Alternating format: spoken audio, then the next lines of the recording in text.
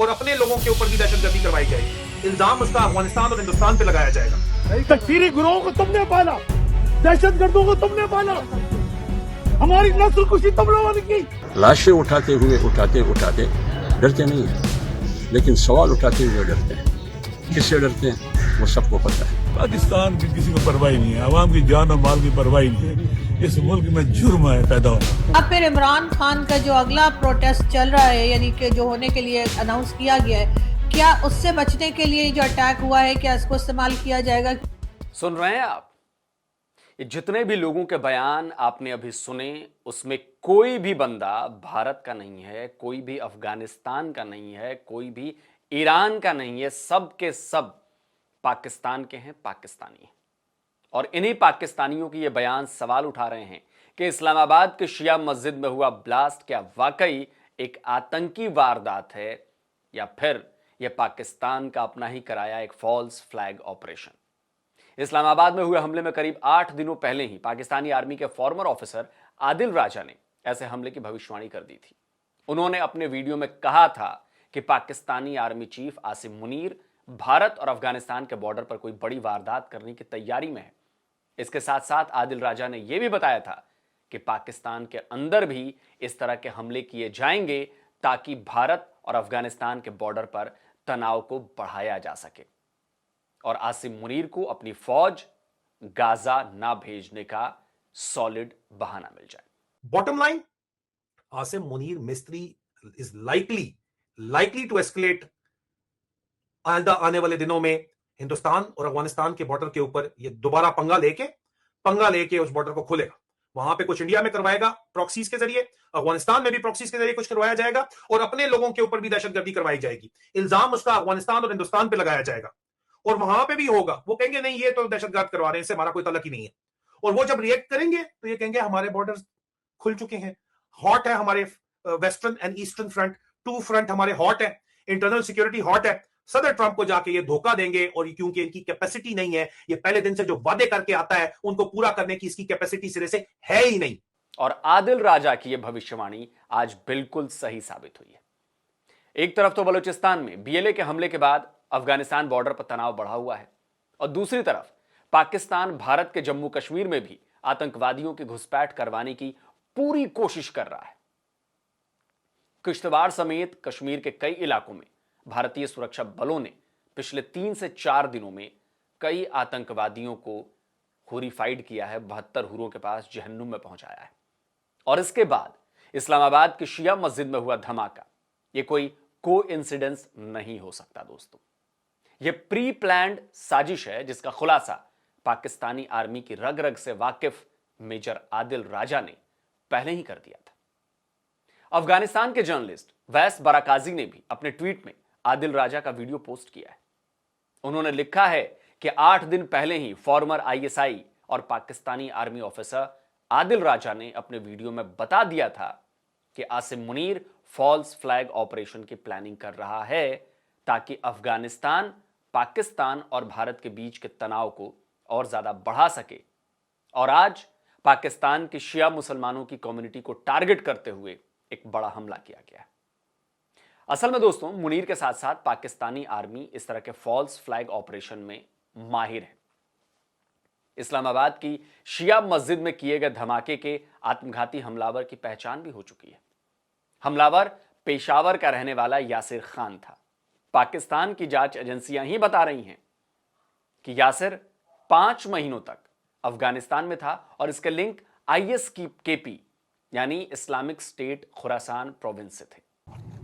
दहशतगर्द ने खुद का धमाका किया, उसके बारे में मालूमात मिल चुकी हैं। वो अफगान शहरी तो नहीं, लेकिन उसका ट्रैवल कितनी दफ़ा अफगानिस्तान हुआ है वो मालूमात उसके जिस्म के बाकी हिस्से जो हैं उसके फोरेंसिक के बाद हमारे पास आ चुकी हैं। ये तमाम जो दहशतगर्दी है इसमें एक ही पैटर्न है। एक साइड पर दाढ़ी रखे हुए मजहब के नाम पर दहशतगर्दी और दूसरी साइड पर लसानियत की बुनियाद पर, सुबाइयत की बुनियाद पर BLA की दहशतगर्दी है।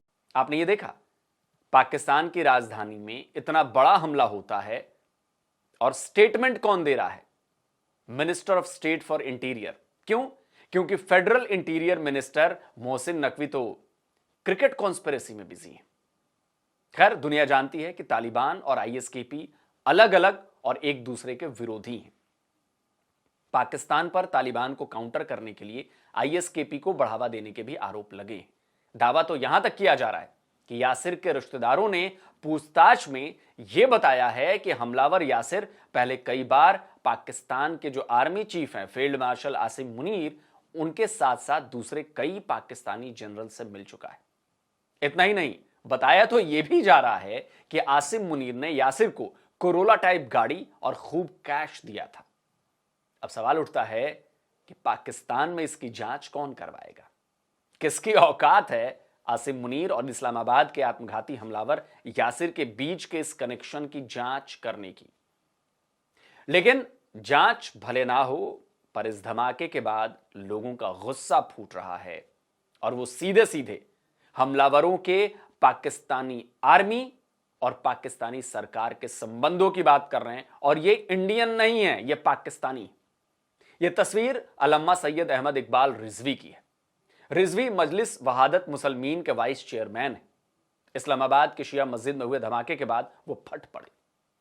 मामले की तफ्तीश के लिए पहुंचे इस्लामाबाद पुलिस के आईजी और दूसरी खुफिया एजेंसियों के ऑफिसर्स को उन्होंने सीधे सीधे सुना दिया कि इन हमलावरों को तुम लोगों ने ही पाला है, इन धमाकों के जिम्मेदार तुम ही हो, लोगों की मौत के जिम्मेदार तुम ही हो। तकफीरी गुरोहों को तुमने पाला, दहशतगर्दों को तुमने पाला, हमारी नस्ल कुशी तुम लोगों ने की। अभी बकवास करते हो कि यहां से निकलो, शर्म नहीं आती तुम लोगों को? जमीयत उलेमाए इस्लाम फजल के हाफिज हमदुल्ला भी कुछ इसी तरह के आरोप लगा रहे हैं। वो तो यहां तक कह रहे हैं कि इन हमलों पर सवाल उठाने में डर लगता है। उन्होंने यह भी कहा कि अगर ये हमलावर अफगानी है तो पाकिस्तान पर ही हमला क्यों करते हैं? दहशतगर्द अगर अफगानिस्तान से आते हैं तो फिर ये ईरान क्यों नहीं जाते, ये चाइना क्यों नहीं जाते, ये रूस से जो आज़ाद रियासतें हैं वहाँ क्यों नहीं जाते हैं? ये हमारी किस्मत में क्यों है ये दहशतगर्दी? जिम्मेदार कौन है इसका? कोई जवाब देने वाला है? लेकिन हम तो सवाल करते हुए भी हम डरते हैं। हमें खौफ महसूस हो रहा है कि आप सवाल क्यों करते हैं। लाशें उठाते डरते नहीं है, लेकिन सवाल उठाते हुए डरते हैं। तो सवाल यही है कि इन हमलों पर सवाल उठाने में डर किससे लगता है? जाहिर है उनसे डर लगेगा जिनकी जिम्मेदारी है इन हमलों को रोकने की, जिनकी जिम्मेदारी है देश को आतंकवाद से बचाने की। वो अपनी जिम्मेदारी निभाने में पूरी तरह नाकाम हो चुके हैं, लेकिन वो अपनी नाकामी पर उठने वाले सवालों को भी बर्दाश्त नहीं करते।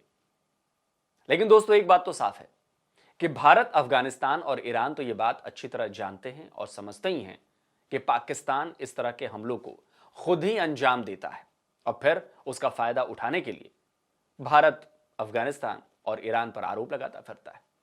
अब इस बार भी इस्लामाबाद में ब्लास्ट के बाद पाकिस्तान ने भारत और अफगानिस्तान पर अपनी नाकामी का ठीकरा फोड़ दिया है। लेकिन अब पाकिस्तान के लोगों को भी यह बात समझ में आने लगी है, और भले ही ऐसे लोगों की संख्या कम हो, लेकिन पाकिस्तान आर्मी के इस फॉल्स फ्लैग ऑपरेशन की बात तो पाकिस्तानी भी करने लगे हैं।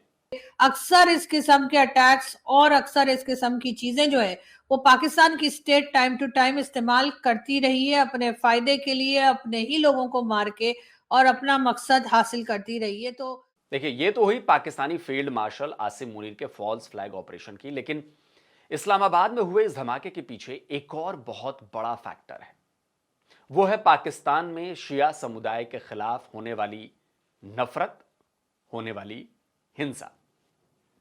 आपको तो पता ही होगा कि इस्लामाबाद में जिस मस्जिद में यह धमाका हुआ है वो एक शिया मस्जिद थी, और पाकिस्तान में शिया समुदाय की इबादतगाहों को निशाना बनाना, शिया समुदाय को टारगेट करने का इतिहास बहुत पुराना रहा है। पहले भी पाकिस्तान के शिया मस्जिदों में धमाके होते रहे हैं। 2024 में पाकिस्तान में शिया समुदाय के खिलाफ जबरदस्त हिंसा हुई थी, जिसमें 100 से ज्यादा शिया लोगों को मार डाला गया था। तभी तो आज शिया समुदाय के धर्मगुरु रो रो कर कह रहे हैं कि पाकिस्तान में पैदा होना पाप हो चुका है। पाकिस्तान की किसी को परवाह नहीं है, आवाम की जान और माल की परवाह नहीं है। इस मुल्क में जुर्म है पैदा होना, क्योंकि आप इस मुल्क में पैदा हुए हैं, इसलिए आपकी जान और माल की कदर कीमत नहीं है। आपकी कोई वैल्यू नहीं है। इसलिए ये हुक्मरान जवाब दें जिन्होंने जिनकी जिम्मेदारी है। मुझे पता है ना आइन ने किसकी लिखा है यहाँ जो है अवाम की जान और माल की हिफाजत करेगा, कौन करेगा? हुकूमत करेगी ना। पाकिस्तान में किस तरह सरकार और सिस्टम खुलकर शिया सुन्नी करता है उसकी एक छोटी सी मिसाल आपको दिखाता हूं।